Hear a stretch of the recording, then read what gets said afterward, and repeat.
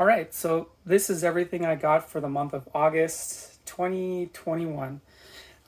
Didn't get really, I only got one trade this month, so I figured I'd just start with that. I got Did You Hear What Eddie Gain Done by Eric Powell, co-written also by Harold Scheitzer. I definitely did not say that correctly, but this is the story of Ed Gaines. He was, I guess you call him a serial killer, but he was also the inspiration for things like the Texas Chainsaw Massacre. So he killed people, wore their skin, made bodysuits out of their stuff, made cups and other body parts as well. Kind of crazy. But it was, Harold is like a real crime novelist. He does a lot of research. So they painstakingly researched this, at least what the back matter says, to basically go through a bunch of interviews that were done with Ed Gein after he was caught, people that were in the town, just to get it as accurate as possible. So it's not like their take or like, based on a true story. It's like, this is as true as a story as I could get. Well, the story of Ed Gein, and I like horror stuff, and Ed Gein's a really creepy dude. Like, he's a human, he's a normal guy. That's crazy, and he just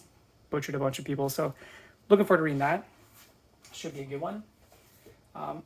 Otherwise, everything was just issues. That was it. That was the only trade. So, X-Men stack first. It's getting a little smaller just because a lot of X-Men books have ended, and they're kind of getting to the end, I think, of like the Act 1 of the Jonathan Hickman saga. At least that's what they hinted at. Jonathan Hickman's only got one more X-Men book he's writing for the time being, which starts next month, and then it's just gonna be the writers kind of continuing stuff on. I think, reading a lot of the press stuff, it seems like Hickman was ready to move on to the second act or second part of his overall X-Men story, but Marvel and these other writers weren't, so they're going to carry the first part on a bit longer and then, I guess, kick off part 2. So I like all the writers who are still on X-Men other than Hickman, so most of the books are pretty good, including Hellions. I'm still loving Hellions. This is always a bunch of fun. Sinister's doing Sinister stuff, as I always say, but Mother and Orphan Maker. Well, Mother, she stole like a baby because that's what she does, and I think the people that know they're going to come after her. But yeah, lots of cool stuff happened there. Second issue of X-Men. The first issue was great. First issue, the X-Men had to fight this giant kind of space robot, and they built their own giant robot out of like scrap metal and used their mutant abilities to bring it all together. It was pretty cool. Yeah. Their new headquarters is also right downtown New Manhattan. It's right across the street from Central Park. I kind of Google mapped the address because I was curious where exactly it is. It's right across the street from Central Park. And they built literally a giant treehouse. It's just a giant Krakoan tree with a big building on top of it. Children of the Atom 6. I lied. I said last month was in the last issue. This is the last issue I'm getting because it's the end of the mini. I did cancel this book, but because I ordered my book so far in advance, they just tossed it in there, which is I'm fine with because I ordered them so far in advance. I'm asking the comic book shop to order this book for me, and I'll buy it. So if I don't, and they have to then basically put this back on the shelf, and I don't see them ordering a ton of Children of the Atom to fill their shelves with. So I'll take that. I feel bad. I don't want to put them on any cash.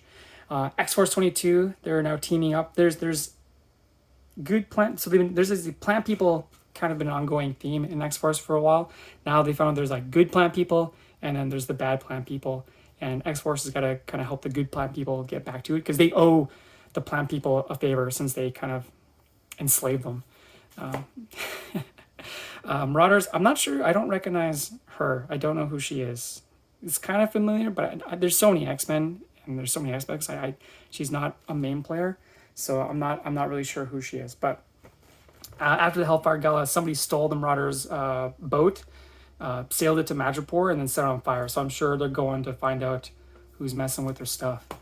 Way of X, it has Onslaught on the cover, so Onslaught is, I guess, officially back. Like I said, I really like this book because of the way it really just openly shows how easy it is for mutants to just die and be resurrected. And how Kurt hasn't really come to terms with it. He still thinks it's going to have some problems. And yeah, Legion is still helping him out. Legion's basically telling people like Onslaught's back and we can't really trust anybody. But definitely I think the way that they're so loose with just every mutant just being able to die and come back, it's going to definitely be a bigger part of I think Hickman's maybe second or third part of his X-Men stuff. So I think this kind of laying the groundwork for that, which is good. X Corp still going on. They're basically just looking for board members for X Corp. It sounds boring, but it's kind of fun. I don't know. This book is okay, but I'm reading all the X-Men stuff, so it's sticking around. And then Trial of Magneto. This was actually supposed to be just like a story arc in the X Factor book, but Marvel liked it so much they basically said we're going to cancel X Factor and make this its own mini because we'll sell more copies. They didn't officially say that, but I'm pretty sure that's what happened.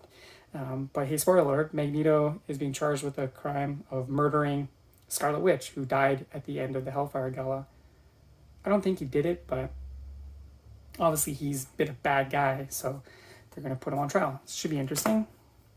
Since I guess killing a mutant, well, that's the thing. Scarlet Witch is not seen as a mutant, and they have like a bad word for her, like, I can't remember what they call her, but yeah, mutants don't like her, and she knows that. And Magneto's like, but it's fine if you're not really my daughter, and all this stuff. They have a good chat, and then another issue of the Hellfire Gala, she's dead. So we'll find out. Wolverine, yes, I mean, he's chasing down mutants from Arico to figure out some stuff. So last one he's fighting this guy, the Spider. He's gonna fight him, and then the mutant that I thought he was looking for from Arico that he owes a debt to is mentioned, but I'm sure he'll show up in this issue. He's basically just out there doing what he does. And then I have the new first issue of the new Cable book, which another thing my comic shop does is if they know I'm reading something and it ends and a new series picks up, they'll just throw it on my list, which is fine. It works like 95% of the time, never a problem. Not that this is really a problem, I don't mind, but this is the only issue I'm getting. I shouldn't get number 2, but I said that about some other books and got more issues, so we'll see. But this doesn't even tie into X-Men. This is a full tie into The Last Annihilation, so I'll read it. I like the writer, Al Ewing. He's good. He's doing a lot of cool stuff. That's all the X-Men stuff. Not a lot, as I mentioned. I'm sure it'll build up. By the end of this year, I'm sure they're going to build up to another big X-Men event, and there'll be like 15 books to read or something. Pretty wild. But picked up a new Marvel book, Defenders #1. I have a soft spot for the Defenders because they are my favorite Marvel team. They are the strongest Marvel team because you have the Sorcerer Supreme, Doctor Strange, you have the Incredible Hulk, you have the Silver Surfer, and you got Namor, the Submariner. What threat could they not take down the 4 of them? It's pretty awesome. So anytime they don't have her, they never really have like an ongoing. They're not as popular like the Avengers or the X-Men or Fantastic Four. But anytime a Defenders book comes up, I'll pick it up. I'm a big fan. This again, Al Ewing. I like his stuff. Really like Javier Rodriguez. He did a History of the Marvel Universe book a couple years ago. It's really, really good with Kurt Busiek. But this iteration, you got Stephen Strange, you got Silver Surfer, you got, this is Red She-Hulk, Betty Brant, but she's more of a harpy than a Hulk. That's happened recently. I don't know who she is. I don't know who she is. I'm not even gonna guess. And then this guy's the Masked Rider who showed up in a story written by Al Ewing back in Marvel 1000 one-shot that came out a couple years ago before COVID. So I think there was bigger plans for this character than COVID happened. And now Al Ewing's like, well, things are slowly getting back to normal, so I'm gonna put him in another book. So, but it should be fun. I really like the Defenders, so I'm looking forward to it. Bike Girls, first issue was good. Lots of these women died. And like I said last time, I can't go wrong with Frank Cho drawing bodacious babes and dinosaurs. So, more Hellboy spin-offs. This one's the second issue, so this is the last issue of this story. I really like this one. This is like the Hellboy stories I like, where he shows up to like haunted houses and people are freaking out. He's like, it's probably not even haunted. Like, I do this as a living. Like, don't worry about it. And then things get real bad. And he's like, well, I guess I was wrong, and I gotta go start punching monsters and stuff. It's also, there's a great conversation. It's like Hellboy, that's all he could do is punch things. So when he's like actual ghosts, he's just like, he gets frustrated. He's like, this is just gonna be like a problem. Like if I can punch it, it's an easy solution and that can be done and out of here. But if it's like an actual ghost or a spirit, he's like, it just takes longer. It's a real pain. So I love those Hellboy stories. House of Lost Horizons. This one's wrapping up soon. It's a murder mystery, so we don't know who is murdering all these people, but it's definitely deals with the occult. There's a lot of occult stuff happening, and you're seeing a lot more because it takes place in the Hellboy world. There's a lot more references to items and artifacts and people and places that have been through all the Hellboy stuff, and a lot of the BPRD now too, talking about like the frog people and some stuff like that too, which is pretty cool. Six Psychics of Trigger Keaton. I'm so glad I took a chance this book. I'm really, really, really liking it. It's a funny book, and It's made me laugh a lot many times. This is sidekick number. She's either number 4, number 5 in like the chronological order of sidekicks of Trigger Keaton, but she's the only sidekick who has any actual martial arts training. And the sidekicks who are investigating the murder of Trigger Keaton, they're getting to the point now, they've dug too deep, they've gone too far down the rabbit hole, and they're getting muscled on, being told like, hey, if you go any further, it's going to cause you trouble. So they realize they need some muscle, so they're going to go, they're trying to find her. They found her last issue, so they're going to ask her for help. And they find her in like a bare knuckle bar brawl, which is pretty cool. Another Black Hammer book. This is Unbelievable Unteens. I think it's going to be a bit, well, all the Black Hammer stuff is a little bit of a, got a bit of a horror angle, I guess. Some of it does. But I think this might have a, well, I don't know. All I do know is the Unbelievable Unteens is a comic book within the world of Black Hammer. And this is about the woman who writes it and what happens with her comic book, and I'm assuming some spooky stuff. Second issue of Bermuda. First issue, this was a great first issue. It really set up a lot of characters, cool locations, fun story, and had a lot of great back matter. I mentioned that Art Adams reminds me, or Nick Bradshaw reminds me a lot of Art Adams. You can definitely see the influence, especially on a cover like this. Like, he inks and has, you know, a little bit different style than Art Adams, but it's so close, which is fine. I love both artists, but the back matter of issue 1 had a ton of stuff on Art Adams because he actually did a couple variant covers, so you got to see all the pencils and inks, which is stuff I really like to see. But it also ended with a cool kind of, oh, interesting. I'm definitely going to pick up the rest of this book now, so looking forward to reading that. Another Black Hammer. This Visions spin-off series, I think, has only got maybe 1 or 2 more issues left. This character, I can't remember her name, but she was in the second Black Hammer series, I think Age of Doom, near the end, where Colonel Weird goes into this weird metaverse, and this world he finds within the weird verse, all the people there realize they're characters from stories. So she's like a Wonder Woman-esque character from a comic book that people write. So she knows she's a character. Like, there's a lot of fourth wall breaking stuff there. So I think we're going to return to that area, which is cool. It was actually a really fun arc. More Jonah, still loving this book. Chris Samney's just killing it, and the story is still super fun. And I really like the cover. Like, nice use of negative space. I don't know, black, but then he's just nice. Really draws your eyes to it. I'm liking that. Jupiter's Legacy. The last issue literally ended with main characters just getting taken off the map, just killed, just straight up murdered, which is cool.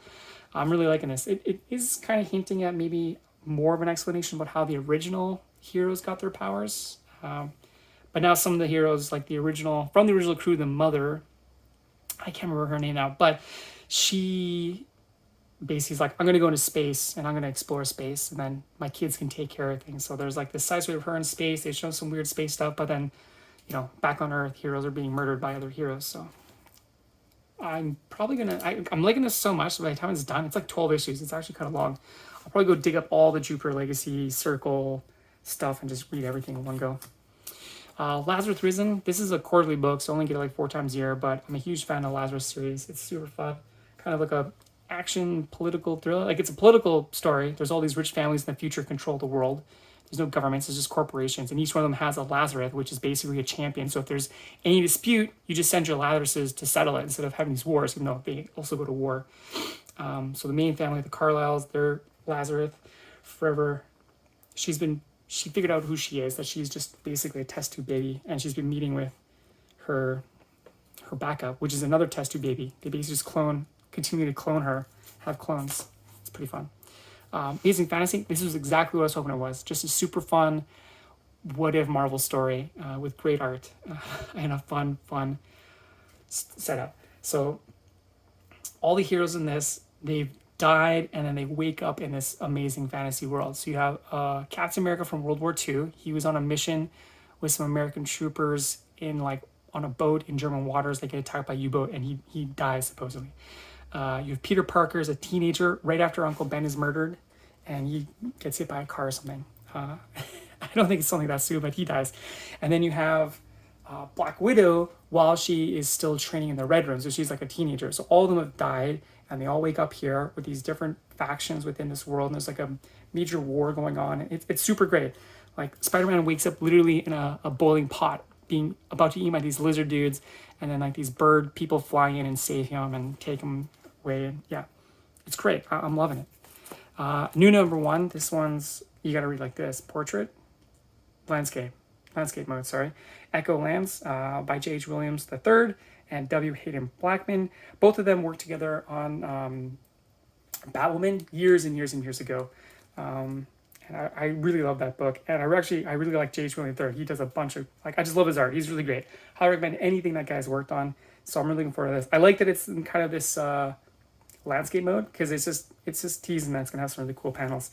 J.H. Williams always uses a page in just ways that you wouldn't even think of. He did this Batwoman story where she teams up with Wonder Woman and they go into a maze, and the panels are basically, you follow it like them going through the maze. It's just so well done. It's hard to explain. It's very much something you have to see. And it's just one of those reasons why I love comic books. It's such a visual medium. Halfway through this Usagi mini, the Dragon Bell Conspiracy, I was reading this actually in the back end of this issue, last issue, that this is just a recoloring, or colored version of an older Usagi Yojimbo story. So still liking it. It's great. I love Usagi Yojimbo. I'm a real kick of his lately. Another Tales from the Outerverse, The Golem Walks Among Us. I also realized that the Outerverse is the story verse where Lord Baltimore takes place. I realized that reading the last Outerverse, Tales from the Outerverse, because the main character in that, I was like, this is one of the characters from Lady Baltimore. Like, I just read Lady Baltimore. This one shows up in it, so I Googled it. Yeah, I was right. So the Outerverse is basically Lord Baltimore's universe. Hey Kids Comics.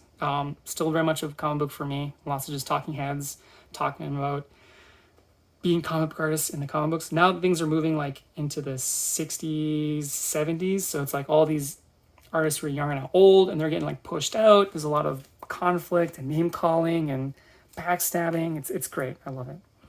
Another new one, The Me You Love in the Dark. My girlfriend actually picked this one out. I do like Scotty Young, and we both are big fans of horror stuff. So she was just flipping through previews and this stood out to her. So I was like, yeah, it's a nice mini. We'll check it out. It's about this artist who moves into, well, a haunted house. So it should be good. And then the last one is I got 2 Red Room books. This is the normal Red Room issue. And then this is they put this out for Free Comic Book Day, which I was actually surprised. I didn't realize they put out mature books for Free Comic Day. Because they're free. You can just go to a comic shop and just take this. So, you definitely would not want a young child reading Red Room. It's definitely not for kids. But I really like it. And it really reminds me of like the old EC horror stories where, they weren't about like ghosts or goblins. Like, the real monsters are humans because we do terrible things to each other. And that's kind of what this book is about. And each issue's been like a different story. So it's kind of, again, it's got that EC vibe where it's not, there's like a continuation that everything is in the Red Room, all these different people in the Red Room, but each issue is a story about a different person. And the antisocial network. Really, the Red Room is not just one place. It's like a network on the dark web. You can watch people get murdered. So it's like each of these stories is a different story from there. So, yeah, very EC-centric. Yeah, that's everything. So, as always, let me know what you think. Send me your cheers. And, yeah, talk to you later.